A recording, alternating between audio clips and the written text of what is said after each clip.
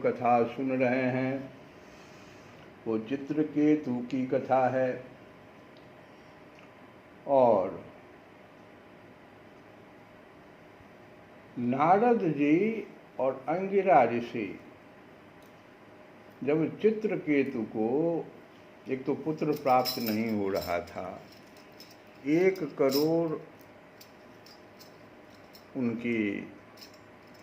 उनके स्त्रियों को जो सब के सब बांझ थे, एक भी संतान नहीं। अंगिरा ऋषि के आशीर्वाद से एक पुत्र मिला, क्योंकि कामना ही उनकी थी हमको पुत्र मिले। अंगिरा ऋषि आए, पूछे क्या कामना है तुम्हारी। देखो सारी कथा जो है ना, हम जो अपनी कथा को केंद्रित करते हैं उस पर ध्यान देना कि ये जो जीव है, जिसको जीवात्मा भी कहते हैं, हर व्यक्ति अलग अलग जीव हो, और भी कई जीव है संसार में, कई जीव है। तो ये जो जीव है, इसमें खास करके मनुष्य योनि में इस जीवात्मा का पहले बनावट देखो, ध्यान दो। 5 महाभूत, क्षितिजल पावक गगन समीरा, 5 ज्ञानेन्द्रिया, 5 कर्मेंद्रिया, और 5 जो है इन ज्ञानेंद्रियों के द्वारा लिया गया रूप, रस, गंध, स्पर्श, ये सब जो 5 हैं, तो 5 चौका 20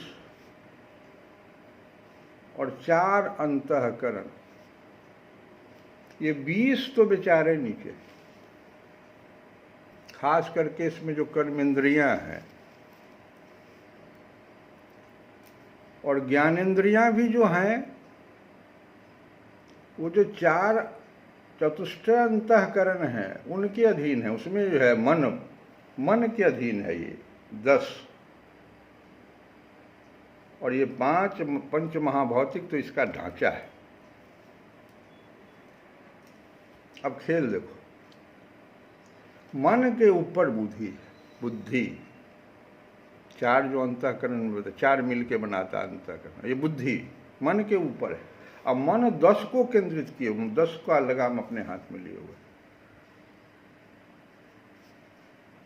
और ये मन क्या करता है कि बुद्धि को फुसला लेता है।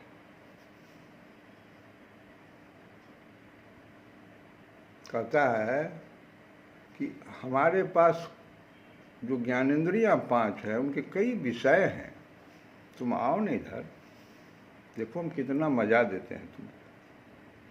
कहाँ तुम्हारे ऊपर तो आत्मा है, तुम उधर कहाँ देख रहे हो, चित्त उधर कहाँ जा रहे हो, भगवान का निवास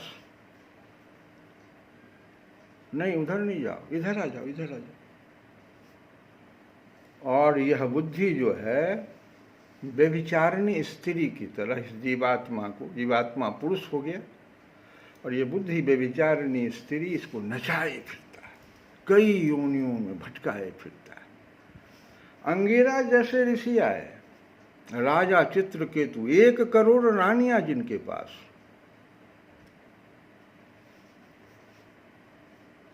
अंगिरा ने कुछ पूछा नहीं, चित्रकेतु तुम क्यों दुखी हो, इतने बड़े राजा, इतना बड़ा साम्राज्य, क्या कामना है। देखो इस बुद्धि का खेल, वो पहले ही कह दिया कि हमको पुत्र नहीं है, इतना है, सब कुछ है, पुत्र नहीं है। अच्छा ठीक है, पुत्र चाहिए, बनाया, हवि दे दिया, जिस पत्नी को तुमको देना है उसमें से दे दिया पुत्र। रत्न जब आ गया तो बाकी जो स्त्रियां थी वो ईर्ष्या बस उसको विष के दे के मार दिया उस बच्चे को। अब इतना दुखी है ये राजा और सारी रानियां, खास करके जो माता थी उस बच्चे की और उसके साथ साथ प्रजागण सभी। फिर अंगिरा ऋषि को बहुत दया आ गया, तो मांगा था हमसे यही, अब इस बार नारद जी के साथ हुआ है और नारद जी ने जो उपदेश दिया उस बच्चे को पुनः खड़ा कर दिया। लेकिन बच्चा कहा कि कौन बाप, कौन पुत्र, हमको तो कई योनियां प्राप्त हुई थी, कहाँ कहाँ ये मेरे पिता थे।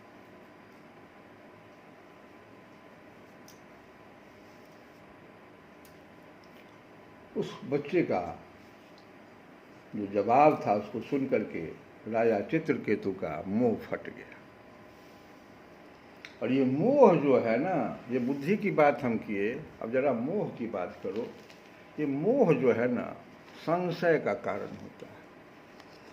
तुलसी बाबा कहते हैं मोह मूल बहुशूल प्रद, बस इतना ही, सारे सूल का मूल कारण मोह है। अब देखो हम लोग थोड़ा सा रामचरितमानस से भी, तब हम फिर कथा में आएंगे, क्योंकि चित्रकेतु को ज्ञान हो गया, उसकी जो बुद्धि भ्रमित थी। ये 2 बात हम बोल रहे हैं, संशय और भ्रम, दोनों 2 चीज है और दोनों में सबसे खराब भ्रम है। देखो हम लोग गायत्री मंत्र का जप करते हैं और कहा जाता है शास्त्र में कि गायत्री मंत्र के जप से बुद्धि जो है प्रखर होती है। लेकिन रामचरितमानस में भी एक ऐसा लाइन है कि जनक सुता जग जननी जानकी, अतिशय प्रिय करुणा निधान की, ताके जुगपद कमल मनावं, जासु कृपा निर्मल मति पावं। देखो ये भी बुद्धि, जासु कृपा, ये गायत्री मंत्र है। ये बुद्धि जो व्यभिचारिणी है, इसको ठीक करने का हमारे रामचरितमानस में भी एक मंत्र है। अगर हम गायत्री नहीं मंत्र जप सकते हैं तो इसको तो जपे। अब देख लो,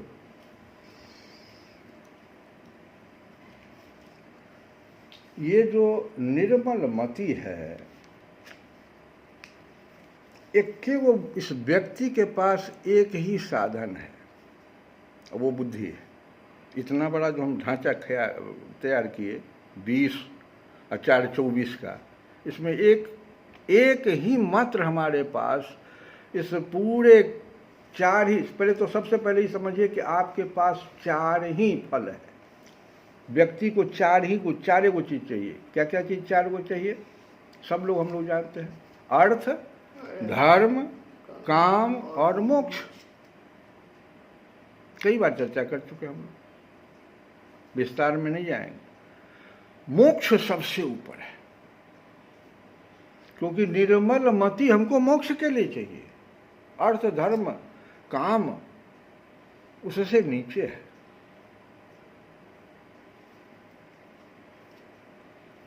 और एक ही साधन है उसके लिए, और वह है बुद्धि। अब देखो इस बुद्धि की विशिष्टता क्या है, खास के व्यक्तियों में। अन्य प्राणियों से हमारे पास एक बुद्धि जो है मिला है, लेकिन उसकी कुछ समस्या है। बुद्धि बहुत अच्छी वस्तु है। मान लो कोई एक वस्तु के बारे में हम कह रहे हैं, बहुत अच्छी है हमारे लिए, लेकिन गंदगी, जैसे आईना ही रखो, दर्पण को देखो, बहुत अच्छी है, लेकिन उस पर गंदगी हो, एक समस्या है बुद्धि के साथ।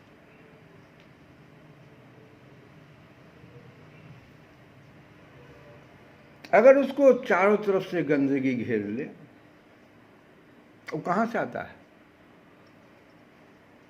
इस मन के द्वारा इंद्रियों के विषयों में जो संगति इसकी हो जाती है।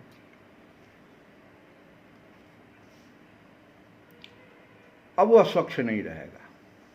हम ध्यान दो, हम कहाँ कथा को रखे हुए हैं कि निर्मल मति कहाँ से आएगा। उदाहरण हम दे रहे हैं। रावण से बढ़िया माने बुद्धिमान कहो, पांडित्य,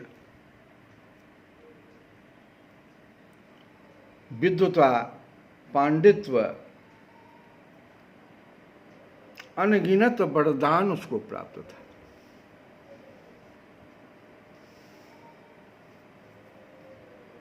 मंदोदरी के पास बैठा हुआ है। मंदोदरी उसे, रावण को उपदेश दे रही है भक्ति का, कि देखो जो आए हैं पहचानो।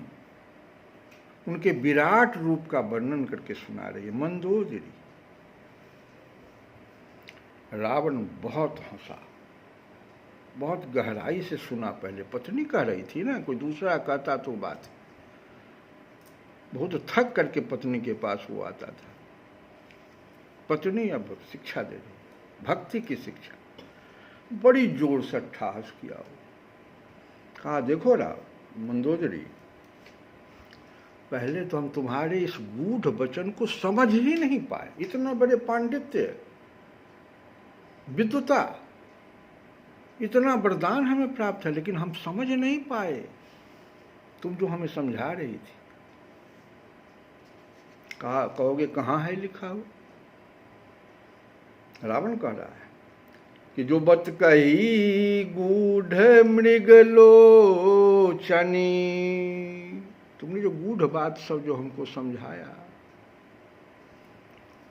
समुझत सुखद अभवमोचनी। ये देखो, ये सांख्य सा ये जो है वेदांत की बात बोल दिया कि इसको अगर समझ जाए लोग तो सुखद और भवमोचन, संसार को पार कराने वाला है। तुम जो ये बात हमको समझाया, वेदांत की बात कर दिया राव। अगला लाइन सुनो,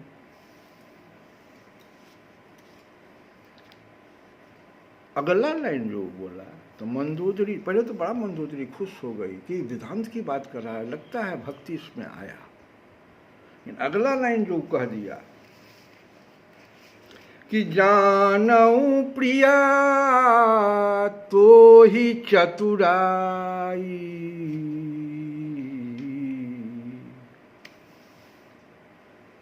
यही विधि कहूँ मोरी प्रभुताई। देखो बुद्धिमानी मति, मति देखो, मंदोदरी तो सर ठोकी।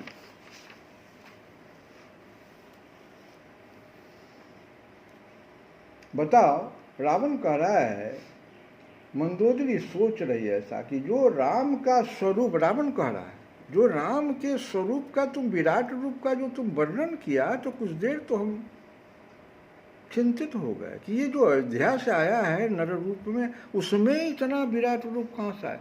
फिर हम समझो मेरे गुणगान को तुम कर रहे हो, ये तो गुण मुझ में है इतना, जो विराट रूप का जो तुम वर्णन।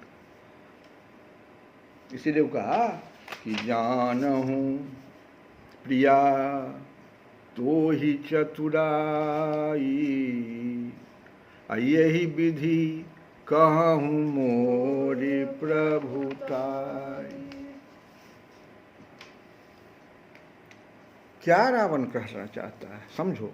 अभी भी शिवोहम वेदांत है, अंत में कहता है कि ये जीव और ब्रह्म में कोई भेद नहीं है, वेदांत कहता है शिवोहम शिवो।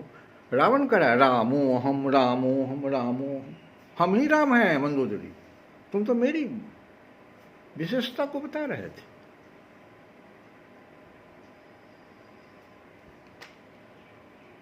ये अभिमान रावण का, विद्वता भी है, सब कुछ है उसकी, लेकिन जो चार को जो अंतःकरण में बना हुआ है, मन बुद्धि चित्त अहंकार, अहंकार करके सबसे ऊपर चारों तरफ से घेर लिया। अब कहाँ जाइएगा, सारी विद्वता कहाँ गई आपकी, सबको नष्ट कर दीजिएगा। पत्नी समझा रही है।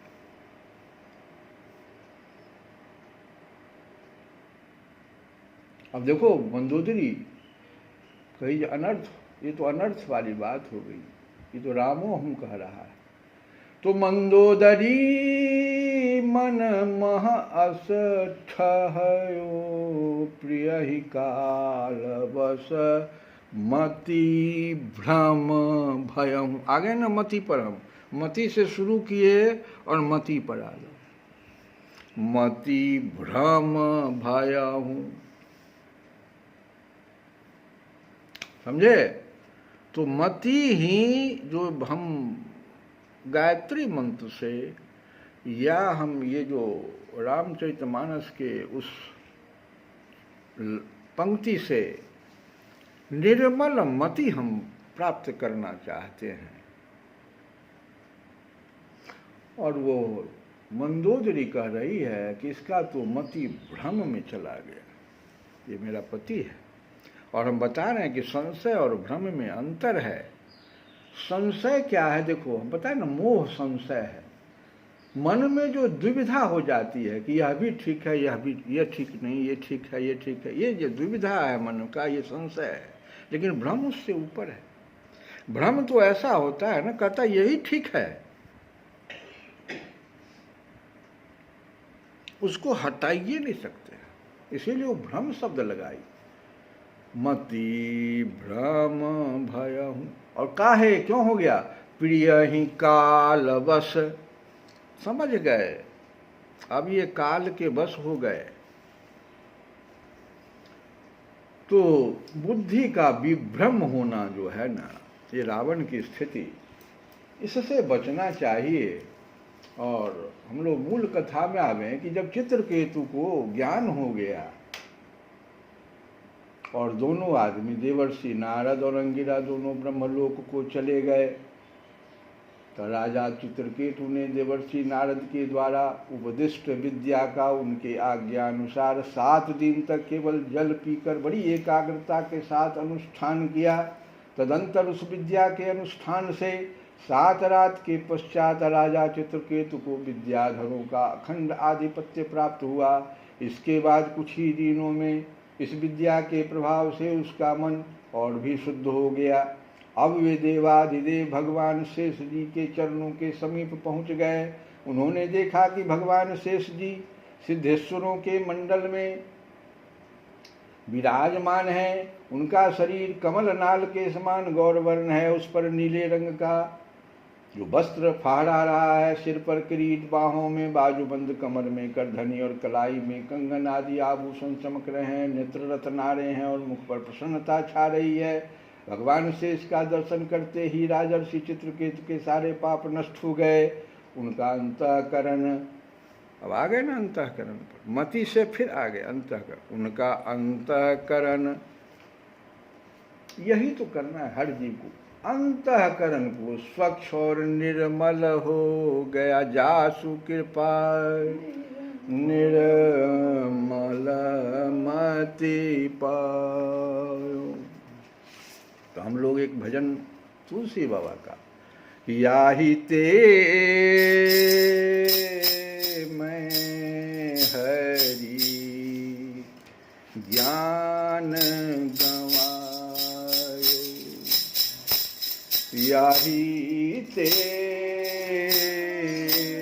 मैं हरि ज्ञान गवायो। अरे ज्ञान गवायो। तुलसी बाबा कह रहे हैं कि हे हरि, मैंने इसी कारण तो ज्ञान को खो दिया। याही ते मैं हरि ज्ञान परिहरि हृदय कमल रघुनाथ परिहरि हृदय कमल रघुनाथ बाहर फिरत विकल भयो धायो, याही ते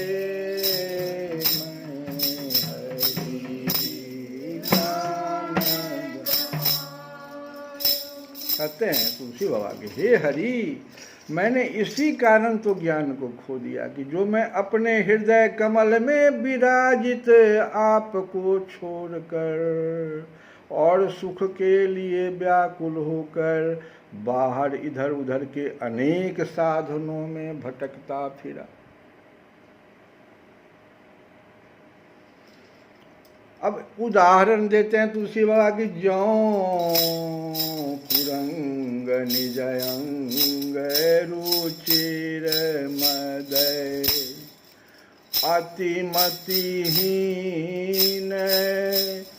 मरम नहीं पायो, खोजत गिरि तरुलता भूमि बिले, अरे परम सुगंध कांपे पायो, याही ते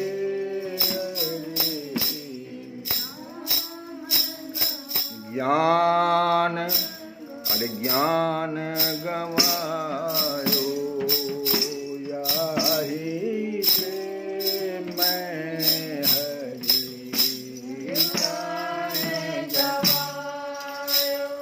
जैसे अत्यंत बुद्धिहीन हरिण अपने ही शरीर में सुंदर कस्तूरी होने पर भी उसका भेद नहीं जानता और पहाड़, पेड़, लता, पृथ्वी और बिलों में ढूंढता फिरता है कि यह श्रेष्ठ सुगंध कहाँ से आ रही है, वही हालत मेरी है कि सुख स्वरूप स्वामी के हृदय में रहने पर भी मैं बाहर ढूंढ रहा हूँ, याही ते मैं हरि ज्ञान ज्ञान। श्री राम जय राम जय जय राम, श्री राम जय राम जय जय